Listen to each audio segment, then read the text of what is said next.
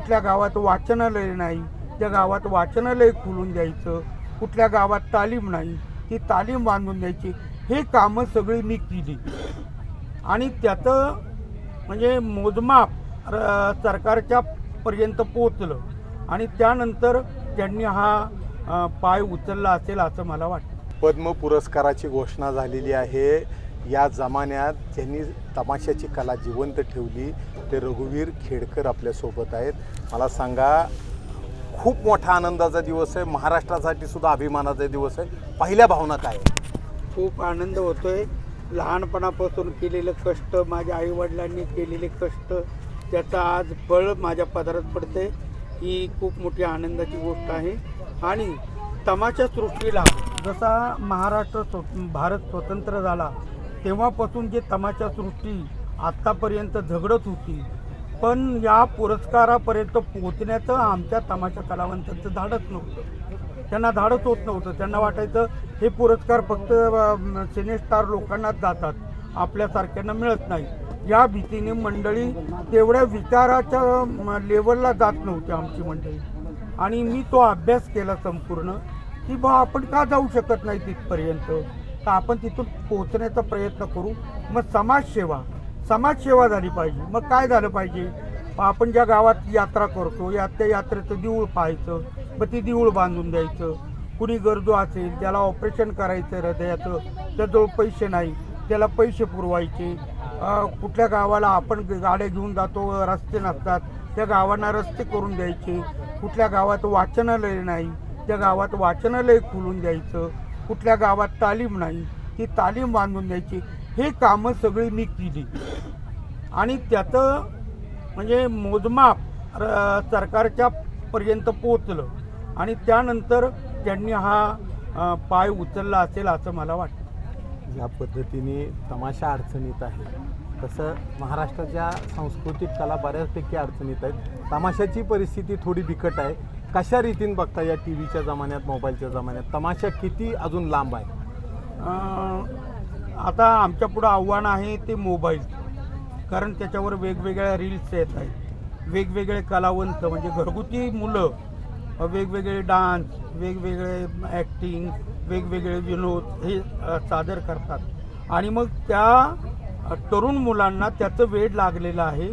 आणि तरुण वर्ग थोडा मोबाईलकडे खेचल्या गेल्यामुळे तमाशाला तरुण वर्ग जो कमी झाला आहे तो आम्ही खेचण्याचा प्रयत्न करतो आहे. आम्ही आमच्या कार्यक्रमात खूप मोठा बदल केलेला आहे. आता तुम्ही माझं रंगमंच रात्री जर पाहाल तर माझ्या रंगमंचावर जवळजवळ 150 ते 200 लाईट लागतात. रंगमंचावर जो मुलांना DJ पाहिजे तो DJ वापरण्यात येतो. DJ पद्धतीने गाणे सादर करण्यात येतात, DJ पद्धतीने लावणी सादर करण्यात येते, त्यांना आवडतील असे विनोद सादर करण्यात येतात.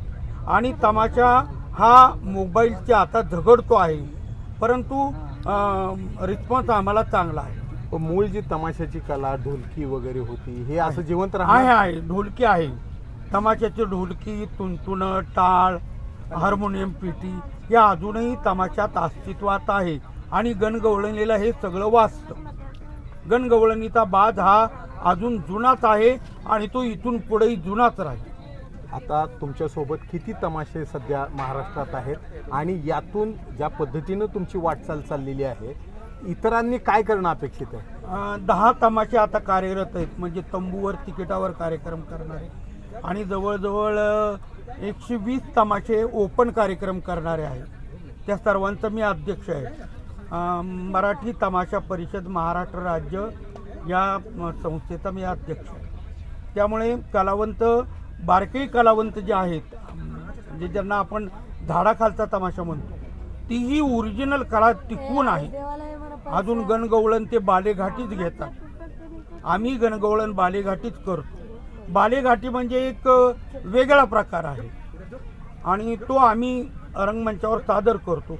काही ठिकाणी आम्हाला त्रास होतो की हे बंद करा, गाणे लावा, असं करा, तसं करा, तर आम्ही त्याच्याकडे थोडंसं दुर्लक्ष करतो, परंतु ते पब्लिकपर्यंत पोहोचवण्याचं काम आम्ही करतो. पहिल्यांदा पुरस्कार मिळाल्याचं समजलं, काय नेमक्या भावना काय होत्या? राजू खांडेकरांचा फोन आला ABP माझा, आणि मी हार्ट पेशंट आहे. म्हणजे माझं बायपास झालेलं आहे, 2 वेळा प्लास्टी झालेली, 10-12 वेळेस एन्जिओग्राफी झालेली आहे. असा मी पेशंट आहे. मला डायबिटीसही आहे, BP आहे. ज्यावेळेस तो फोन आला की तुम्ही पद्मश्री झाला, त्यावेळेस काळजा धस्स झाल्यावर थोडंसं म्हणजे माझा BP वाढला, पण मी तो तेवढा दाबून नेला तेवढा क्षण. आणि त्यानंतर थोडा स्थिर झाल्यानंतर सगळ्यांच्या फोनला उत्तर देत. पण तो जो आनंद होता की तुम्ही पद्मश्री झाला, ते जे शब्द होते ते कानात अजून जात नाही. एकदम सगळं जीवन सार्थकी लागलं. सार्थकी लागलं. माझ्या 7 कुळीचा उद्धार झालेला. काय आता भविष्यात काय आता पद्मश्री मिळालंय, खूप काही करण्याची इच्छा आहे. लोककलावंतांसाठी आश्रम, वृद्धाश्रम बांधण्याची इच्छा आहे. कलाकारांना शाळा बांधण्याची इच्छा आहे. असे खूप उपक्रम माझ्या मनात आहे. काय शासनाची मदत लागणार त्याला? हो, लागणार. शासनाची मदत जरूर लागणार. कारण एवढं मोठं वृद्ध कलावंत, काय होतं, कलावंताचं अख्खं आयुष्य तमाशात जातं. तमाशात गेल्यामुळं घरी गेल्यानंतर घरची जी माणसं असतात त्यांचे विचार आणि त्याचे विचार पटत नाही. मग कुठंतरी ती माणसं त्याचा ऱ्हास करायला सुरुवात करतात आणि मग अशा वेळेस तो वैतागतो. मग तो जाणार कुठे? तर अशा वेळेस त्यांनी त्या वृद्धाश्रमात जायचं की तिथं त्याचे सगळे अनुयायी भेटतील. हा एक माझा काय शासनाला काय आव्हान आहे? शासनाला माझं आव्हान आहे, मला जागा मिळवून द्यावी आणि मला वृद्धाश्रम कलावंतांचा बांधून द्यावा आणि त्याला महाराष्ट्र शासनाचंच नाव लावावं अशी माझी विनंती. तर अशा रीतीने आज रघुवीर खेडकरांनी आपल्या भावना व्यक्त केलेल्या आहेत. पहिल्यांदा फोन आला त्यावेळी छाती धस्स झालं, पण जो आनंद होता ते माझ्या 7 पिढ्या उद्धारतील अशा रीतीची ती बातमी होती. आजही ती बातमी अजून कानात घुमते. आणि जे काही मला पुरस्कार मिळाला या कामाचा, हे जे आहे आता ह्याच्या पुढं वृद्ध जे कलावंत आहेत, जे तमाशातून निवृत्त होतील त्यांच्यासाठी काम करणार असं त्यांनी सांगितलेलं आहे. कॅमेरामन सचिन जाडेसह सुनील दिवाण, एबीपी माझा सांगतो.